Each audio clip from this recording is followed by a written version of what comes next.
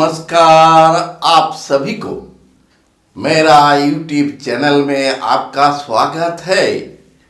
मैं आज probability lecture number 16 में इंडिपेंडेंट इवेंट से संबंधित कुछ अतिरिक्त प्रॉब्लम को समाधान करूंगा। अभी हम लोग एक प्रॉब्लम सॉल्व करेंगे। दिया हुआ है कि ए और बी दो इवेंट है, जहां पर ए इवेंट का प्रोबेबिलिटी हाफ है और ए यूनियन बी इवेंट का प्रोबेबिलिटी 3/5 है और बी इवेंट का प्रोबेबिलिटी स्मॉल पी है। तो स्मॉल पी निकालना है। दिया हुआ है नंबर 1, ए और बी दोनों म्यूचुअली एक्सक्लूसिव इवेंट्स है और नंबर 2 में दिया हुआ है ए और बी इंडिपेंडेंट इवेंट्स है। तो हम लोग एक के बाद दूसरा प्रॉब्लम सॉल्व करेंगे। पहले नंबर 1 करेंगे। नंबर 1 में दिया हुआ है कि ए और बी म्यूचुअली एक्सक्लूसिव इवेंट है।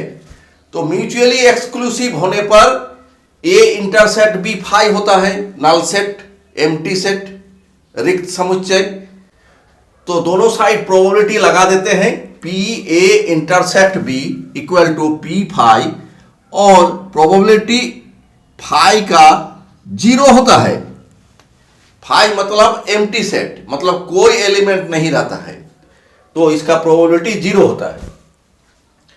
अब जब म्यूचुअली एक्सक्लूसिव इवेंट होगा ए और बी, तो टोटल प्रोबेबिलिटी का फॉर्मूला इस तरह हो जाएगा, P A union B equal to P A plus P B.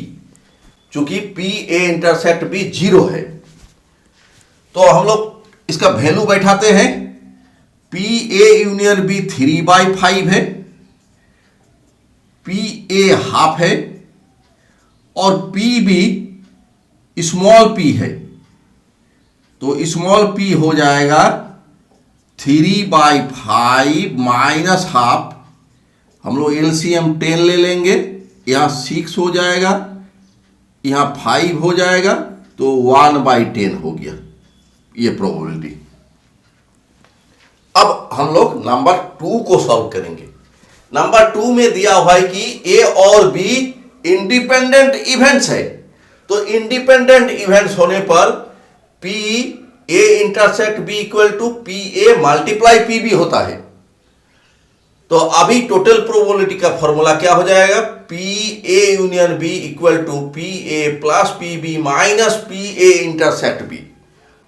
चूंकि ए और बी इंडिपेंडेंट इवेंट्स है, इसीलिए पी ए इंटरसेक्ट बी के जगह पर P A multiply P B होगा। अब हम लोग सबका वैल्यू बैठाते हैं।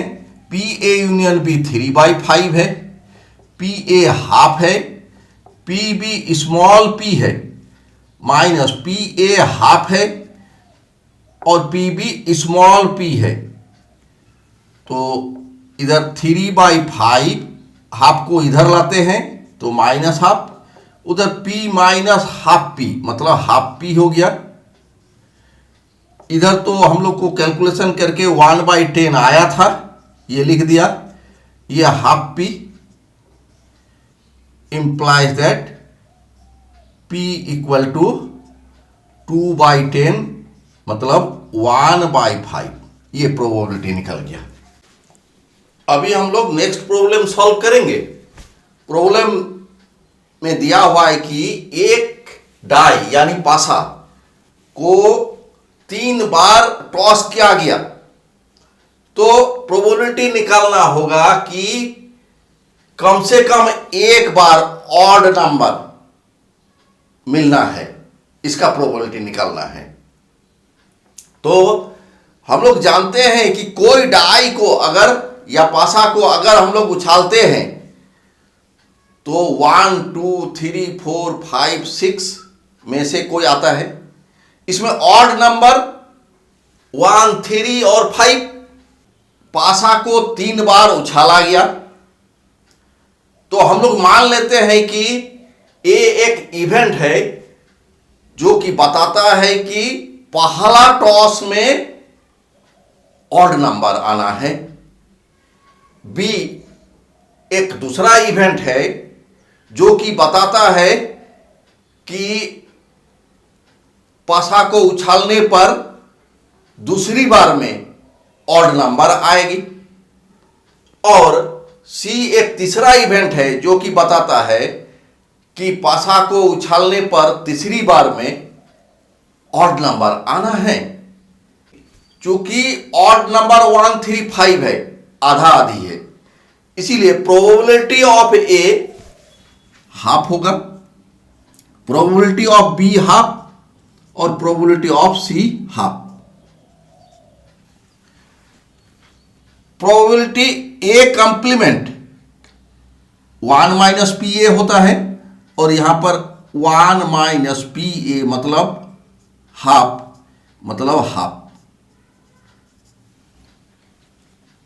Probability of complement of B 1 minus P B होता है, यहां पर 1 माइनस पी बी हाफ है, तो ये भी हाफ हो गया। Probability of complement of C 1 minus P C होता है, यहां पर 1 माइनस हाफ और हाफ हो गया। चूंकि हम लोग देख रहे हैं कि पहला बार में ऑड नंबर आना, दूसरे बार में ऑड नंबर आना, तीसरे बार में ऑड नंबर आना, ये तीनों इंडिपेंडेंट इवेंट है।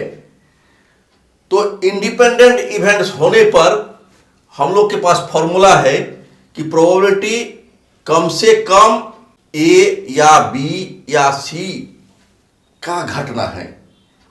तो ये इक्वल टू क्या होता है?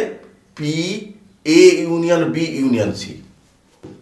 जब A B C independent events है तो P A union B union C equal to 1 minus probability of complement of A multiply probability of complement of B multiply probability of complement of C. ये complementation rule से होता है। तो यहां पर हम लोग देखते हैं probability of complement of A मतलब 1 minus P A, probability of complement of B मतलब 1 minus P B, probability of complement of C 1 minus P C. तो यहां पर 1 माइनस पी ए मतलब half, 1 minus P B half, 1 minus P C मतलब यहां half. तो 1 minus half multiply half, यहां पर एलसीएम 8 हो गया। यहां 8 माइनस 1 मतलब 7/8 हो गया।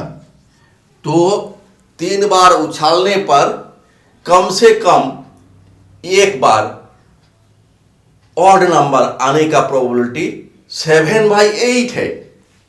अभी हम लोग नेक्स्ट प्रॉब्लम सॉल्व करेंगे। प्रॉब्लम में दिया हुआ है कि एक गर्ल्स हॉस्टल में 60% स्टूडेंट हिंदी न्यूज़पेपर पढ़ती है, 40% स्टूडेंट्स इंग्लिश न्यूज़पेपर पढ़ती है और 20% स्टूडेंट्स दोनों हिंदी और इंग्लिश न्यूज़पेपर पढ़ती है।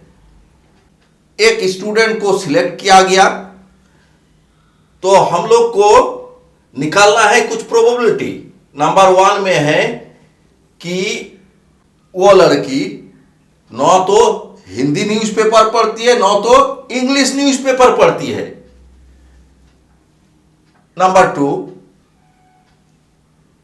अगर वो हिंदी न्यूज़पेपर पढ़ती है तो इंग्लिश न्यूज़पेपर पढ़ने की प्रोबेबिलिटी क्या होगा। तीसरा नंबर, अगर वो इंग्लिश न्यूज़पेपर पढ़ती है तो हिंदी न्यूज़पेपर पढ़ने की प्रोबेबिलिटी क्या होगी।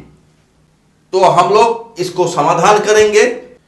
माना कि H एक इवेंट है जो कि वो सब स्टूडेंट का कलेक्शन है जो कि हिंदी न्यूज़पेपर पढ़ती है, और E दूसरा इवेंट है जिसमें इंग्लिश न्यूज़पेपर पढ़ने वाले लड़कियों की कलेक्शन है। तो हम लोग पहले देख लेते हैं कि प्रोबेबिलिटी ऑफ H मतलब हिंदी न्यूज़पेपर पढ़ने वाली लड़की की संभावना। तो क्या होगा, यहां पर दिया है 60%। 60% मतलब 60/100। और ये हो जाएगा 3/5 PE, मतलब इंग्लिश न्यूज पेपर पढ़ने की प्रोबेबिलिटी। तो ये है 40%, मतलब 40/100, तो ये हो जाएगा 2/5। और दोनों न्यूज़पेपर पढ़ने की प्रोबेबिलिटी PH इंटरसेक्ट E, ये 20% है, तो ये 20/100, ये हो जाएगा 1/5। अब नंबर 1 सॉल्व करेंगे। वो लड़की न तो हिंदी न्यूज़पेपर पढ़ती है, न तो इंग्लिश न्यूज़पेपर पढ़ती है, न तो मतलब कॉम्प्लीमेंट। तो हिंदी न्यूज़पेपर नहीं पढ़ने वाला H कॉम्प्लीमेंट होता है, और इंग्लिश न्यूज़पेपर नहीं पढ़ने वाला E कॉम्प्लीमेंट होता है। तो हम लोग प्रोबेबिलिटी लेंगे न तो हिंदी न तो इंग्लिश, मतलब दोनों का इंटरसेक्शन। और ये डी मॉर्गन्स लॉ से P complement of H intersect complement of E का मतलब है P H यूनियन E का कंप्लीमेंट, और इसका मतलब हो गया 1 - P H यूनियन E। तो टोटल प्रोबेबिलिटी से इस फॉर्मूला को करते हैं PH + PE - PH intersect E। तो हम लोग वैल्यू आप बैठाते हैं। 1 - PH हो गया है 3/5, PE हो गया है 2/5, और PH इंटरसेक्ट E 1/5। तो 1 - यहाँ 5 LCM हो गया, 3 + 2 - 1, ये हो गया 1 - 5 - 1 4/5, और ये हो गया 1/5। अब नंबर 2 को सॉल्व करना है। तो अगर वह लड़की हिंदी न्यूज़पेपर पढ़ती है तो इंग्लिश न्यूज़पेपर पढ़ने की संभावना क्या है? ये कंडीशनल प्रोबेबिलिटी, मतलब नॉन इवेंट है H हिंदी न्यूज़पेपर वाला, और E का प्रोबेबिलिटी निकालना है कंडीशनल। तो ये हो जाएगा प्रोबेबिलिटी E/H, मतलब हो गया ये इक्वल टू होता है PE इंटरसेक्ट H/PH। तो हो गया PE इंटरसेक्ट H है 1/5 और PH है 3/5, तो हो गया 1/3। अब थर्ड नंबर, ये इंग्लिश न्यूज़पेपर पढ़ती है, ये नोन है, E नोन है, E इवेंट नोन है। तो हिंदी न्यूज़पेपर पढ़ने की संभावना क्या होगा? मतलब H का प्रोबेबिलिटी निकालना है, E नॉन इवेंट है, इसका मतलब है प्रोबेबिलिटी ऑफ H/E निकालना है, कंडीशनल प्रोबेबिलिटी। तो ये हो जाएगा PH इंटरसेक्ट E/PE। तो PH इंटरसेक्ट E है 1/5 और PE है 2/5, तो ये हो गया 1/2, हाफ। तो हम लोग का प्रॉब्लम सॉल्व हो गया। अभी हम लोग नेक्स्ट प्रॉब्लम सॉल्व करेंगे। इसमें दिया हुआ है कि एक टारगेट को हिट करना है, एक टारगेट को शूट करके हिट करना है। E1 एक इवेंट है जो कि बताता है कि 6 बार शूट करने पर 4 बार टारगेट में लगती है। E2 दूसरा इवेंट है, वो बता रहा है कि 5 बार शूट करने पर 3 बार टारगेट पर लगती है। और E3 तीसरा इवेंट है जो कि बताता है कि 4 बार शूट करने पर 2 बार टारगेट में हिट करती है। तो तीनों E1, E2, E3 फायर करते हैं। तो नंबर 1 करना है कि एग्जैक्टली 2 शॉट, मतलब 2 ही शॉट होना है, वो लगेगा टारगेट में, 2 से ज्यादा भी नहीं, 2 से कम भी नहीं। इसका प्रोबेबिलिटी निकालना है। नंबर 2 है नॉन हिट द टारगेट, मतलब कोई भी टारगेट पर हिट नहीं करेगा। तो हम लोग एक के बाद दूसरा का प्रोबेबिलिटी निकालेंगे। पहले निकाल लेते हैं कि probability E1, probability E2, probability E3, तीनों का प्रोबेबिलिटी निकाल लेते हैं। प्रोबेबिलिटी ऑफ E1 क्या है? अगर 6 बार फायर करता है तो 4 बार टारगेट पर लगती है। प्रोबेबिलिटी ऑफ E2 क्या है कि 5 बार शॉट करता है तो 3 बार लगता है, मतलब 5 नीचे 3 ऊपर। और E3 है कि 4 बार अगर शॉट करता है, मतलब फायर करता है, तो 2 बार वो टारगेट पर लगती है। तो ये प्रोबेबिलिटी ऑफ E3 हो गया। अभी हम लोग को करना है नंबर 1 एग्जैक्टली 2 शॉट्स, मतलब केवल 2 शॉट हिट करेगा। मतलब E1 हिट करेगा, E2 हिट करेगा, E3 हिट नहीं करेगा, इसीलिए यहां कंप्लीमेंट। यहां E1 हिट करेगा, E2 हिट नहीं करेगा, कंप्लीमेंट, और E3 हिट करेगा। यहां पर E1 हिट नहीं करेगा, E2 हिट करेगा, E3 हिट करेगा। तो चूंकि ये सब तीनों केस में म्यूचुअली एक्सक्लूसिव है, इसीलिए हम लोग यहां प्लस प्लस लगा दिए। तो PE1 intersect E2 intersect complement of E3 plus PE1 intersect complement of E2 intersect E3 plus P complement of E1 intersect E2 intersect E3।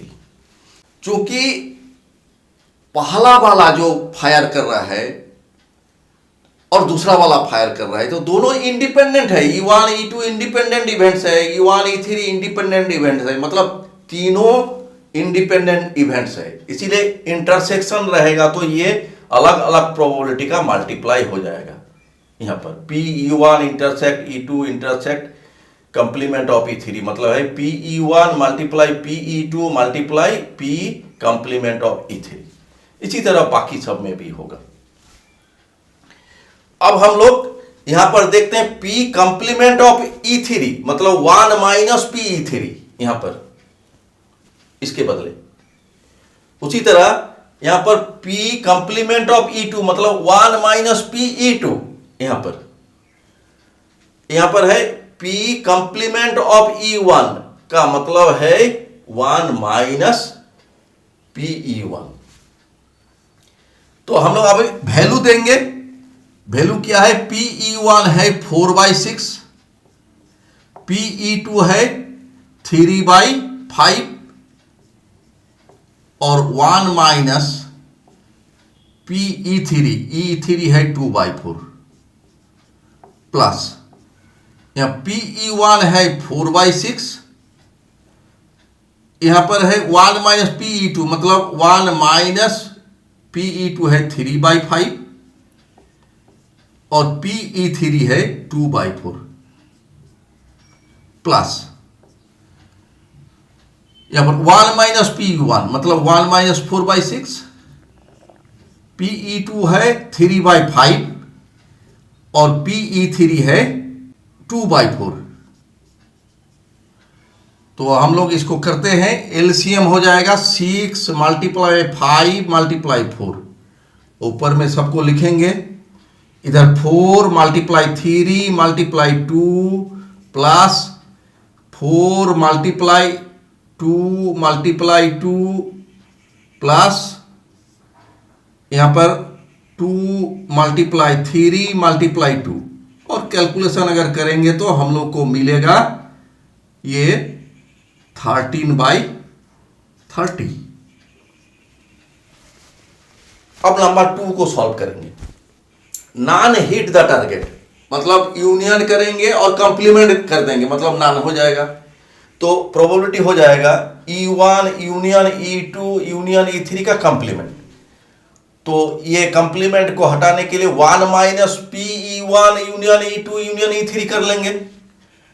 अब 1 तो है ही, माइनस इसका मतलब है चूंकि ये सब E1, E2, E3 independent events है, तो इंडिपेंडेंट इवेंट्स अगर हो तीनों तो कंप्लीमेंटेशन रूल से हमको इसको लिख सकते हैं 1 minus P complement of E1 multiply P complement of E2 multiply P complement of E3। अब 1 1 कट गया, यहां माइनस माइनस प्लस हो गया, तो P complement of E1 multiply P complement of E2 multiply P complement of E3। Complement को हटाने के लिए 1 माइनस कर देंगे, 1 minus PE1 multiply 1 minus PE2 multiply 1 minus PE3। अब वैल्यू बैठाएंगे, 1 माइनस PE1 मतलब 4/6, 1 माइनस PE2 है 3/5, 1 माइनस PE3 है तो 2/4, और इसको कैलकुलेशन कर लेंगे तो हम लोग को 1/15 मिल जाएगी। तो प्रॉब्लम सॉल्व हो गया। मेरा वीडियो देखने के लिए आप सभी को धन्यवाद। अगर मेरी वीडियो अच्छी लगी होगी तो कृपया लाइक बटन पर क्लिक करें तथा मेरा YouTube चैनल को सब्सक्राइब करें। धन्यवाद।